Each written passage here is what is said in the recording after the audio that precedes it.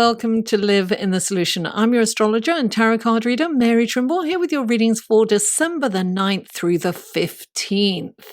What an incredible celestial sky we have this week. A lot is going on, but that's for the astrological report. So if you're new, welcome. I really hope you enjoy these readings and that you will return. And if you are returning, thank you so much for your loyalty, support, and love.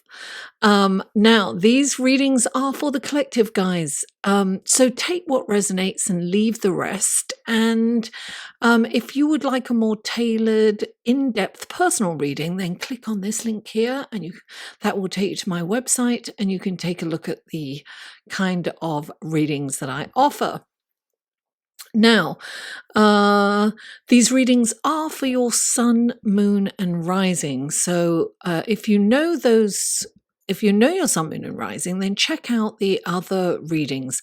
All the links will be in the description box below. It'll say show more. You click on that, or if it's on a telephone, it'll have a little arrow pointing down, and that will open up the links to everything. I have a Facebook group, guys, and every 2 weeks I do a live feed in that group, which correlates with the new moon or the full moon. It is a private group, so you just have to click on the link below and request to join, and you'll just have a couple of questions that you have to ask. That's it. So yeah, well, whoever shows up for the live feed, then I look at the horoscopes and their sign and see how you are receiving the energy from the new or the full moon, respectively. So I'll be doing one this week coming up for this full moon in Gemini. So we have lots of fun there. It's really cool. Now, another way to support this channel, other than likes and shares and comments, which I really appreciate, guys, check out my Patreon page right here. I post things on there that I don't post anywhere else, or sometimes I preview them there before I make them public. So you can support me for as little as $1 a month, which is what, $12 a year, which is not a lot, but it's a lot for me. I can do a lot with that. And if you can't, that's fine. Just like, share, comment, blah, blah, blah. Okay. Lastly, these readings come in 3 sections. There's this section, which is the intro. Then there is the astrology report. And then after that is the tarot reading. I have the skip stamp times for each section below, right above, directly above all the links to the other videos. Sometimes it takes, that will be there straight away, but sometimes it takes me a minute to get all the links up. So bear with me. I have to upload all the videos first, and then I can put in all the links. So guys, without further ado, let's go to the astrology report, shall we? Hello and welcome to the astrology report section of your reading for December the 9th through the 15th. So gosh, there's so much going on. We start off with Monday, the 9th of December. Mercury moves into Sagittarius. It's going to feel like a breath of fresh air because Mercury has been in Scorpio since October the 3rd. You know, it's been there for for over 2 months because of the retrograde. You know, it was just about to come out and then it went retrograde. So it has been a very long journey. And it's in Scorpio, we had to confront uncomfortable truths about ourselves, you know, and some of us are still shaken up by that, by those revelations. We will go from these deep, intense and detailed oriented thoughts and conversations to the bigger picture, a little bit more scattered and perhaps saying things without much foresight. So we can kind of, you know, there's very little filter between thought and mouth. It's just zoom, it just comes out. Mercury moving into Sagittarius is going to lighten the mood. We'll feel lighter, we'll feel more optimistic and more joyous. When Mercury is in Sagittarius, our thinking shifts from this need to dig deep into any given situation or topic to the desire to learn about everything. It's like we want to know everything. We want to learn. So we see this, we want to learn about it. We see that, we want to learn about it. We're like excited about deepening our education or knowledge. So our thinking becomes more optimistic, our faith becomes stronger and increases, and we are more idealistic. We're more concerned with what is fair and what is not. But under this influence, with Mercury in Sagittarius, we may not always make the right choices. Now, Mercury and Sagittarius don't exactly get along. Mercury represents our thought process and intellect, communication, whereas Sagittarius can jump to conclusions, seldom listens, and can be a bit impulsive. This transit can be challenging when it comes to communicating with others. We may be more optimistic and joyful, but we also have a tendency to make decisions based on assumptions, which can cause catastrophic errors in judgment. So be aware of this tendency and slow down. Resist the urge to make decisions before talking it over with trusted friends or family members. Remember, don't assume anything until you have all the facts. Resist the urge to jump to conclusions. Now, Wednesday, December the 11th, Venus conjuncts Saturn in the early hours of the morning. This aspect is challenging for love and finance. Your relationships could go through a lack of connection or lack of emotion. A stable relationship can weather this storm, but if your relationship is on rocky ground or unstable legs, it may not survive. If you meet under this influence, there could be a significant age difference and probably will be based on practical considerations rather than a partnership rather than a love match. This transit can also affect your finances and you could find yourself strapped for cash. So planning ahead might be prudent at this time so that you won't be in this predicament again in the future. Now, Thursday, December the 12th, we have the full moon in Gemini at 12:12 a.m. Eastern Standard Time. So let's talk about the significance of the number 1212, 1212. This is the 12th month, and on the 12th day, we have the full moon at 12:12. How crazy is that? Well, this is a very significant number in numerology. It represents the highest vibration. It's a connection to the higher self or the light body, spirit guides, and it's the ascended master's frequency. So if you keep seeing this number, like I have been seeing this number a lot over the last few months, particularly, it's more and more frequent for me. You are connecting to that light, or you're being urged to connect to it. It's the new earth awakening vibration. It's that frequency. It's very high. So this is an incredible opportunity. It's almost like a portal has opened up for this, because so this is about change. So not only do we have this full moon, and as most of you know, the full moon is when the sun and the moon are opposite each other. It's actually the sun's light that illuminates the moon. It's the sun feeding the moon, if you like. So the moon is in Gemini and the sun is in Sagittarius. And full moons are about culminations and endings, crescendo coming to, it's change, right? It's endings and beginnings. Gemini is about the intellect. It's about the thought process, the spoken and the written word. It's about books and about learning, right? While Sagittarius is about spirituality, adventure, and higher learning. It's kind of a higher octave of learning. And it's about optimism. Now, at the same time as this full moon, there is a T-square, what we call in astrology a T-square. And that T-square is to Neptune. So that means that Neptune is square to both the sun and the moon. This is a challenging aspect, right? Squares are tension, and they're kind of motivating, if you will. Now,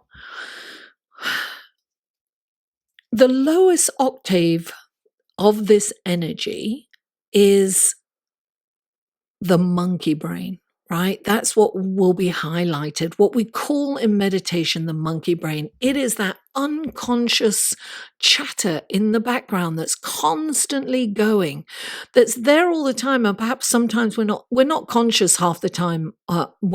Some of us aren't conscious of it at all, but some of us are awakening and hearing that voice in the back of our heads that is saying, you're not good enough, you'll never do it, you're too old, you're too young, you're too fat, you're too thin, you're too ugly, too dumb, you'll never make it. Oh, look, see, there you go. You've done it again. It's that kind of energy. And it's that. So the antidote to that is meditation. Meditation quietens the monkey brain. So listen, we may be too idealistic or perhaps even deceptive. That's the lower octave of it. We may be overly sensitive and we may take things personally. This full moon will shed a light on the truth and will bring something from the unconscious into the conscious.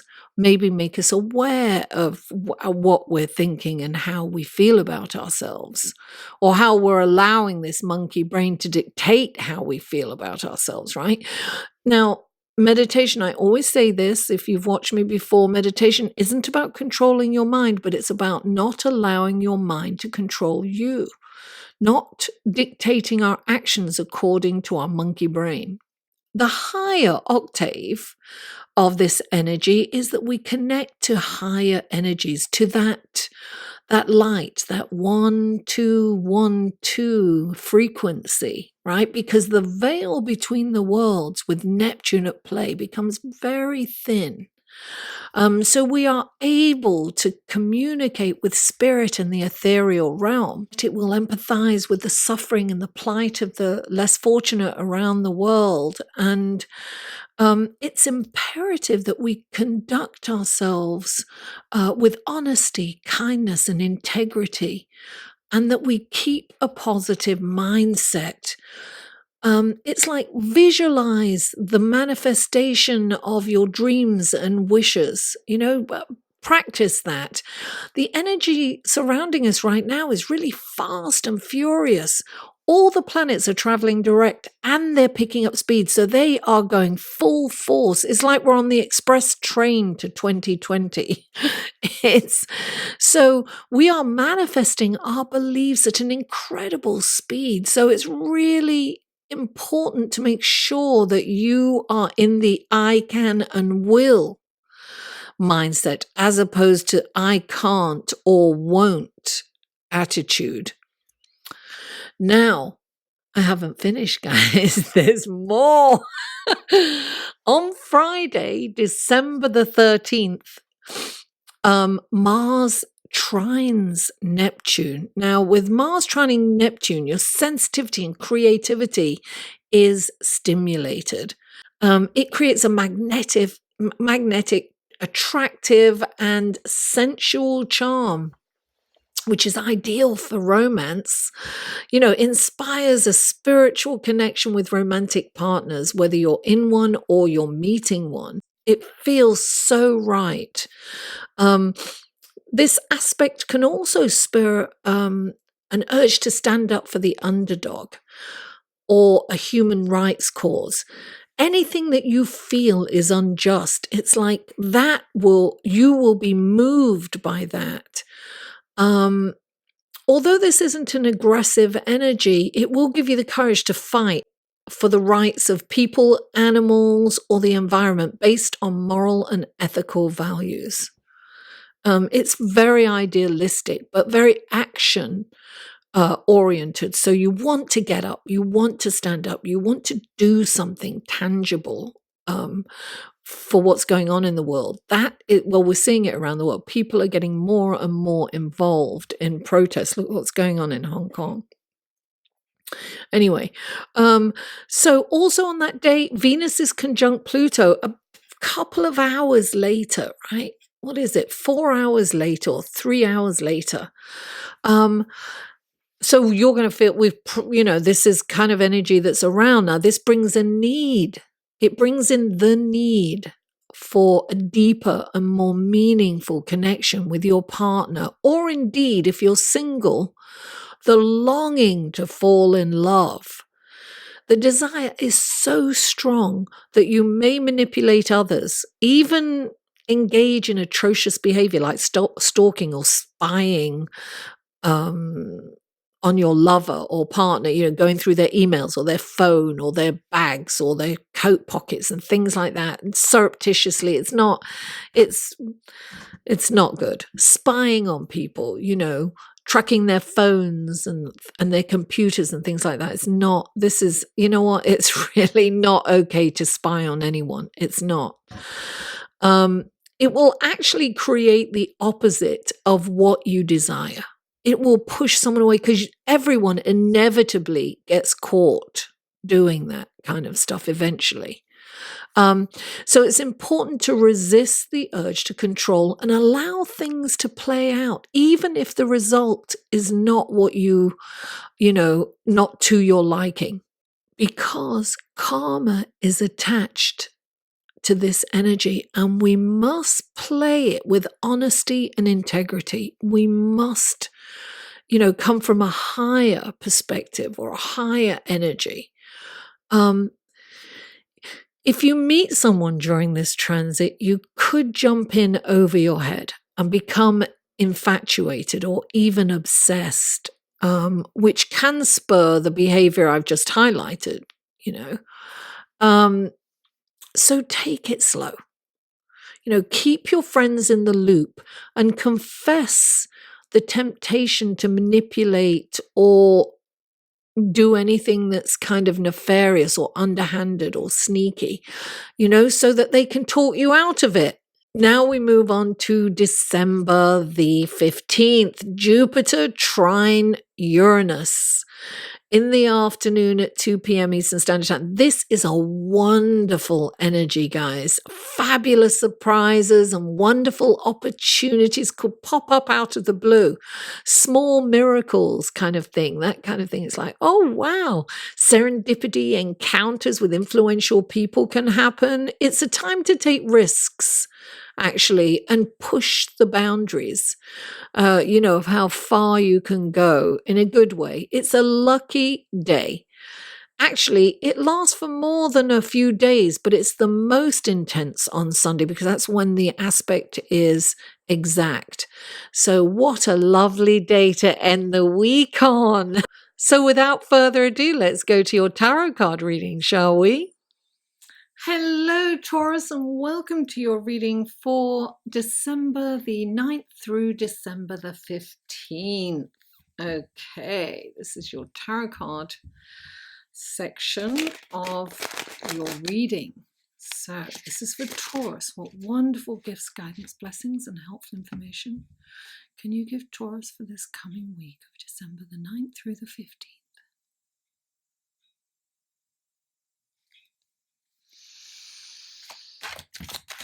3 cards for Taurus, please. 3 cards for Taurus.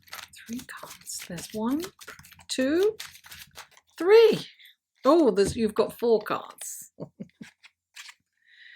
All righty then.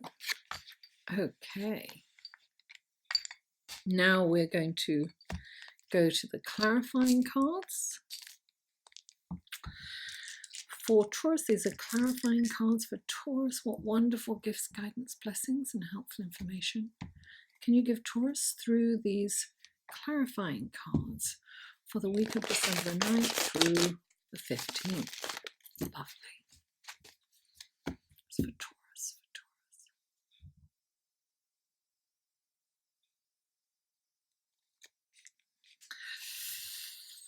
Please clarify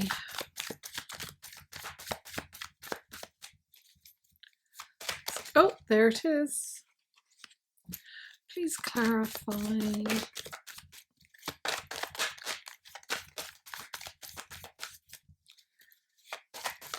there we are. Please clarify. Oh, very, very interesting. Okay, Taurus, we are going to check out your cards right now. Here you go. Okay, the first card out for you is the Knight of Swords. Clarifying the Knight of Swords is the 6 of Swords. Then we have the Ace of Swords, clarified by the 10 of Swords. Then you have the Page of Cups, right next to the Queen of Pentacles, clarified by the other Page of Cups. I think love is in the air, but let's have a look. Let's go to your cards and see what's going on. But just from those 2 cards, I would say that. But the first card out for you is the Knight of Swords. Now, this is a very fast energy. This is like somebody riding into your life. It's like, here I come to save the day. And he's very dashing and handsome, and he is righteous and loyal and cerebral and just, you know, coming in full force like a whirlwind into your life. But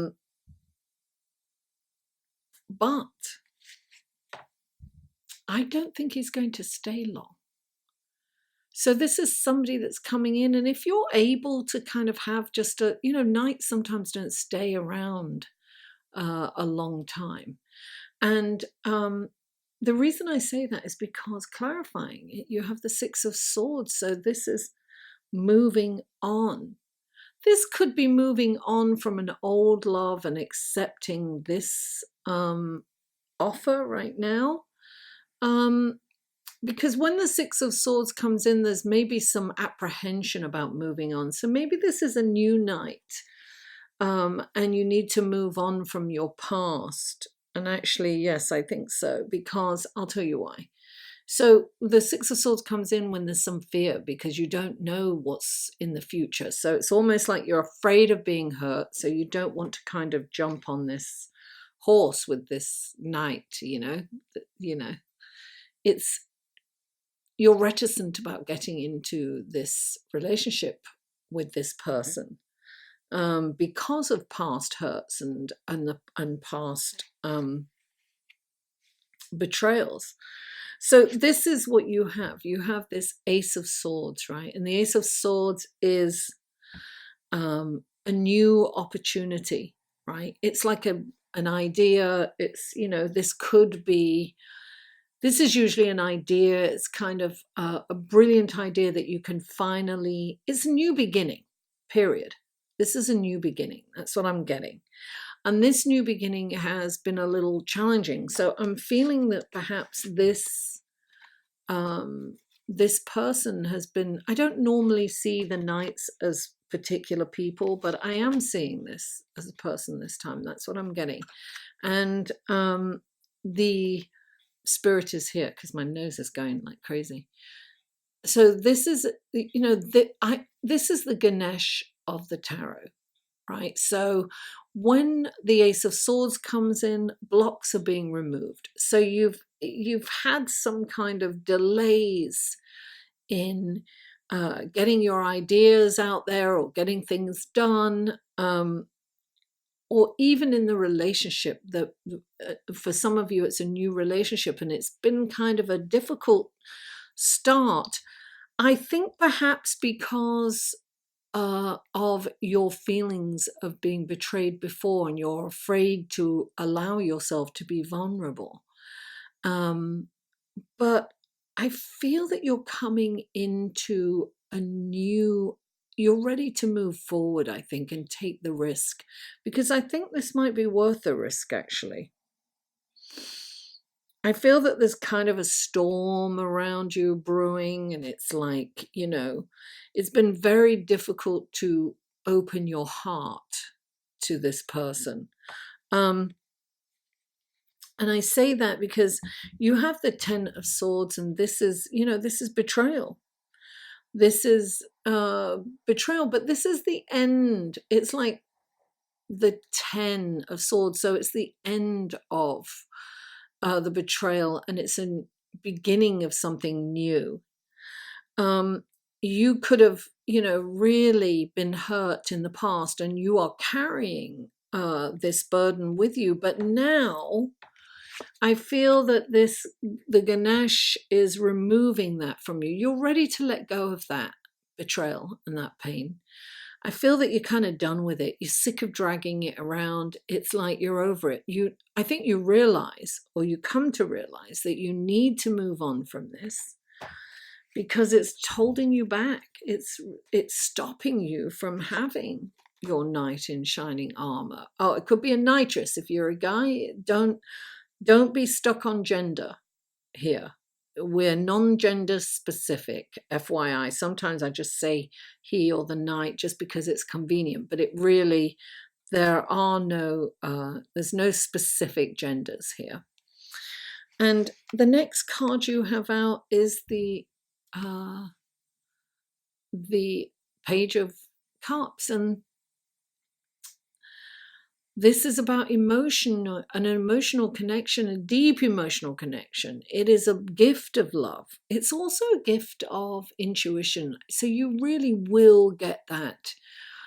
I think once you let go of the pain and the betrayal from the past, you will be able to tap into that intuitive feeling and know that this is authentic.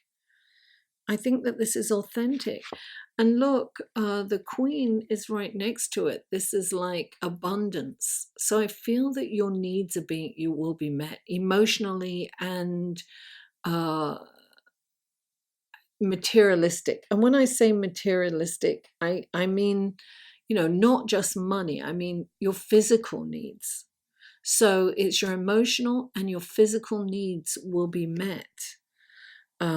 With this, there may be a little work involved, a little hard work. And look, it's clarified by the Knight of Cups, the Page of Cups. I really think that you're ready to move on this love, opening your heart and allowing things to unfold. Take it slow. Take it slowly, because this is somebody that can just sweep you off your feet. So you have to be and maybe this person is already in your life, for some of you, yes. If you are in a relationship already, this can be falling in love again. This can be getting over betrayal and hurt from this person that you felt, in order to get to a new state of being, a new mindset, falling in love again, allowing yourself to fall in love again, allowing yourself to trust a little bit more, a little bit more, a little bit more. So Taurus, thank you so much for tuning in. Please don't forget to like this video, share it with friends, family, neighbors, co-workers, social media, comment. I answer and respond to every comment. And if you haven't already, please subscribe. Mwah! I love you all, and I'll see you next week.